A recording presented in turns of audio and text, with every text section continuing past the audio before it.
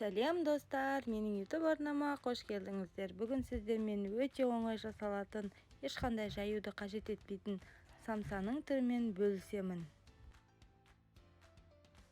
Бізге керек заттардың барлығын описанияға жазып қалдырдым, өтіп қарап оқып шығыңыздар. Алдымен қамырын дайындап аламыз.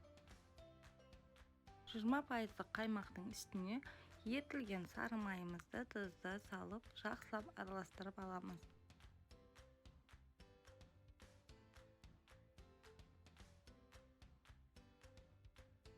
Сосын үстінен ұн саламыз.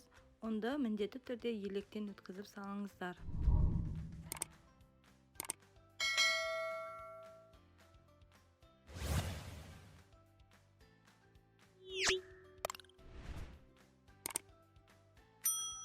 Видеодағыдай ұнымызды 2-3 бөліп салып, осылай соңында қолымызбен жұмсақ, қолға жабыспайтындай қамыр илеп аламыз.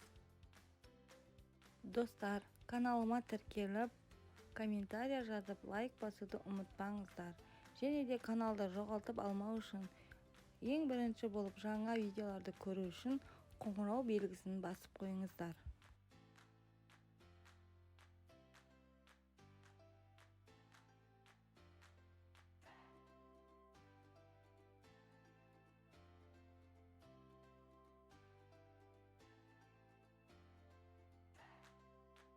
Қамырымызды жақсылап бір келке етіп илеп, бір шетке алып қоямыз, шамамен 20-30 минутқа. Салмасын дайындаймыз. Менде тауық еті, пияз, картоп. Қалаларыңызша салмасына еттің кез келген түрін және де асқабақ та қосуға болады. Дәміне қарай тұз, бұрыш және де өз қалаларыңызша дәмдеуіштер қосуға да болады.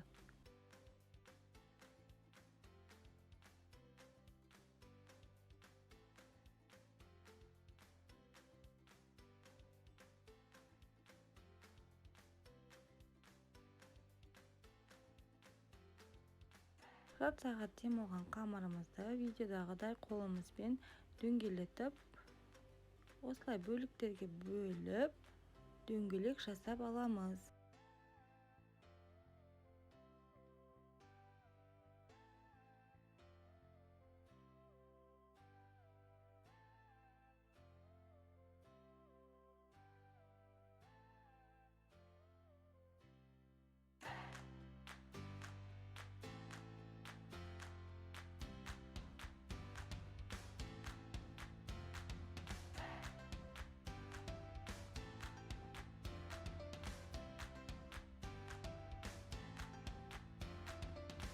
Видеодағыдай дөңгелек етіп жайып аламыз.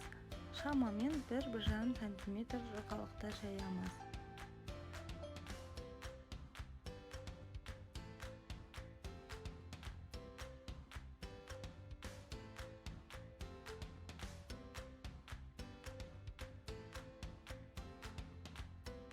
Жайып болған қамырымызға салмамызды салып, әдемілеп видеодағыдай түйіп шығамыз.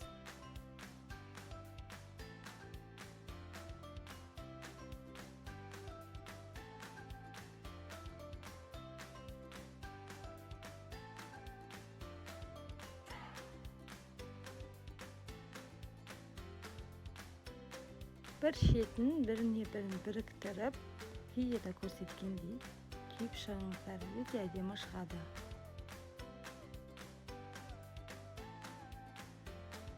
Формамыздың үстіне протеин салып, самсаларымызды салып шығамыз.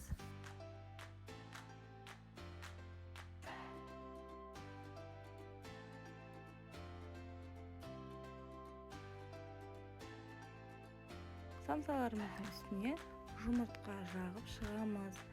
Және де үстіне күнжіт немесе мак сепсеңіздер де болады. Егер қаламасаңыздар, мүлдем сеппесеңіздер де болады. Ол өз қалауларыңыз.